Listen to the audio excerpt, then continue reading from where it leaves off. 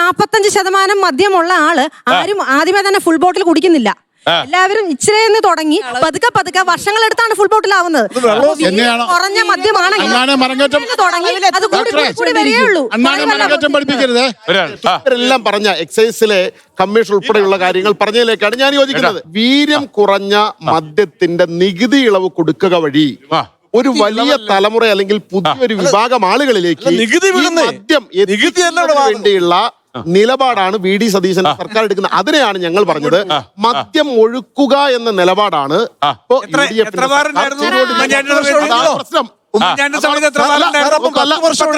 നിങ്ങൾ ഞാൻ കപടതയാണ് പറഞ്ഞത്. അതായത് UDF പറഞ്ഞ എന്താ, ഞങ്ങൾ വന്നാൽ മദ്യം കുറയ്ക്കും എന്ന് പറഞ്ഞ് വോട്ട് വാങ്ങിയവരാണ്. കാലം കടക്കോളം നാരായണ വോട്ട് കിട്ടി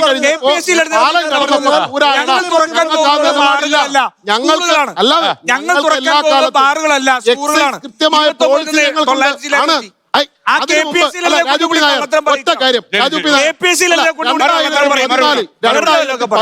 കേരളത്തിൽ എത്ര ബാറുണ്ട്? ഉമ്മൻചാണ്ടി 2011 അധികാരത്തിൽ വന്നല്ലോ. 2014-15 കേരളത്തിൽ എത്ര ബാർ? 2016 പോകുമ്പോ 29 ബാറേ ഉള്ളൂ. 2014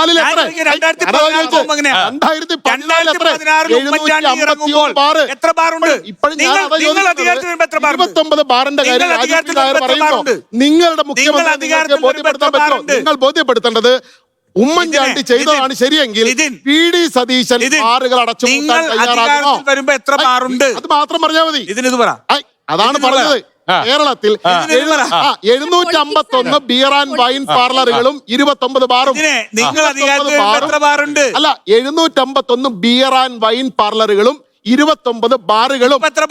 2014 ഉമ്മൻചാണ്ടിയുടെ കാലത്തുണ്ടായിരുന്ന അതേ എണ്ണമാണ്. ആനുപാതികമായ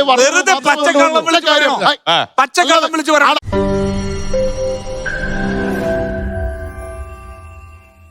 ലോകത്തെവിടെയായാലും ഏത് സമയത്തും 24 വാർത്തകളും ഓഗ്മെന്റഡ് റിയാലിറ്റി പാക്കേജുകളും എക്സ്പ്ലെയിനറുകളും വിശദമായി കാണാൻ ഞങ്ങളുടെ യൂട്യൂബ് ചാനൽ നിങ്ങൾക്ക് സബ്സ്ക്രൈബ് ചെയ്യാം.